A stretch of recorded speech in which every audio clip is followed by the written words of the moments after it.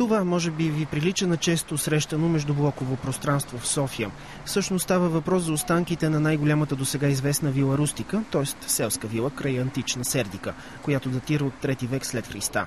Цялата история на този интересен обект започва през 1966 година, когато в днешния столичен квартал Хаджи Димитър започва изграждането на няколко панелни жилищни блока. По време на изкопните работи са разкрити древните останки. Късно античният мавзолей, който е бил в рамките на 5 декара вилно пространство, е обявен за паметник на културата от национално значение. Живущите само къде сме се грижили за това место, почистване, дали храсти да изрежеме, боклуци да изхвърлиме, само това сме помагали. Сега група ентусиасти археолози от Сдружението Трансформатори и екип на Центъра по архитектурознание към БАН са подсигурили финансиране по програма Култура на столичната община и ще реставрират късноантичния мавзолей от тази вила Рустика.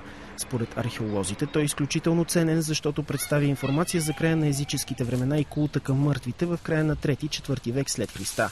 Но защо всичко това се прави чак сега? Както винаги, не се намират средства за всичко, не се намира време за всичко, но може би сега е дошъл момента именно за този паметник. Както аз, така и останалите колеги, с които сме подели тази инициатива. От дълго време сме си говорили за него, но сега се появява тази възможност. Археолозите все още търсят и доброволци, които биха желали да се включат през следващите 3-4 седмици в предстоящите разкопки. Всъщност, една от целите ни е паметникът да стане физически достъпен, т.е. хората да могат да слизат на неговото ниво. Доколкото бюджета позволява, ще предвидим осветление, информационни табели, различни тематични експозиции, свързани с бита на хората от тази епоха. Археолозите очакват древния паметник да се превърне в културна забележителност не само в рамките на квартала, но и че ще допринесе за изграждането на цялостния образ на антична Сердика чрез изява на културните й пластове.